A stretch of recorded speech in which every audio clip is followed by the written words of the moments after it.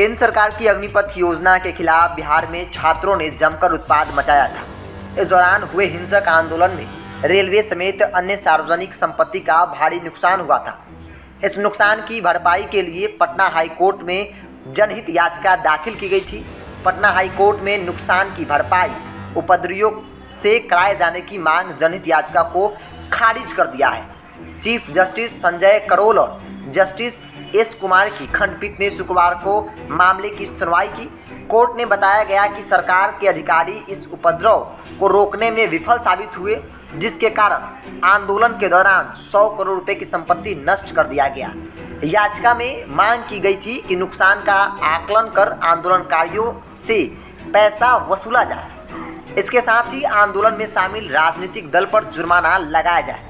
Court को बताया गया कि उग्र आंदोलन में न सिर्फ खतरे में पड़ गई, ऐसे में उन अधिकारियों पर भी भरपाई होनी चाहिए जो उपद्रव को रोकने में विफल साबित हुए हैं। बिहार सरकार के महाधिवक्ता ललित किशोर ने कोर्ट को बताया कि आंदोलनकारियों से निपटने के लिए सरकार पूरी तरह से मुस्तैद थी। सरकार को बदनाम करने के लिए इस प्रकार की जनहित याचिका दायर की गई है। उन्होंने बताया कि सरकारी संपत्ति की रक्षा के लिए बड़ी संख्या में पुलिस बल को तैनात किया गया था। महाधिवक्ता की तरफ से कोर्ट को जानकारी देने के बाद अदालत ने याचिका को खारिज कर दिया गया है।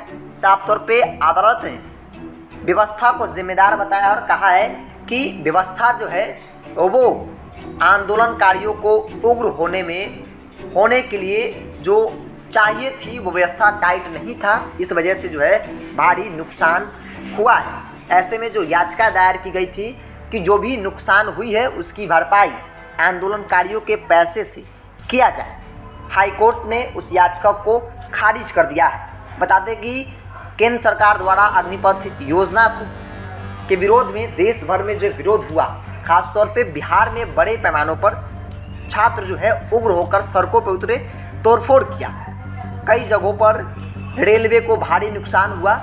सबसे बड़ी नुकसान अगर देखा जाए तो बिहार में दानापुर स्टेशन पे कई ट्रेनों को आग के हवाले कर दिया गया।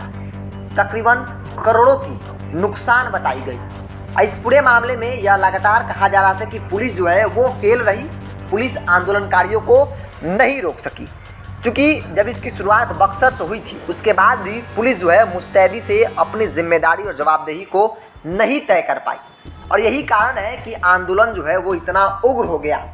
क्योंकि बक्सर के बाद 3 दिन के बाद दानापुर रेलवे स्टेशन पे जिस प्रकार से आंदोलनकारियों द्वारा तोड़फोड़ किया गया, आगजनी कर दी गई, इस पूरे मामले में पुलिस की कार्यशैली पे सवाल उठ रहे थे। और पटना हाई कोर्ट ने भी साफ तौर पे कहा है कि व्यवस्था जो है वो तंदुरुस्त नहीं थी। इसी वजह से जो है आंदोलनकारी जो है वो हावी पड़ गए। कहीं ना कहीं पुलिस प्रशासन जो है वो अपनी जिम्मेदारी और जवाबदेही को नहीं तय कर पाई, इसलिए जो याचिका दायर की गई थी उसको खारिज कर दिया गया है।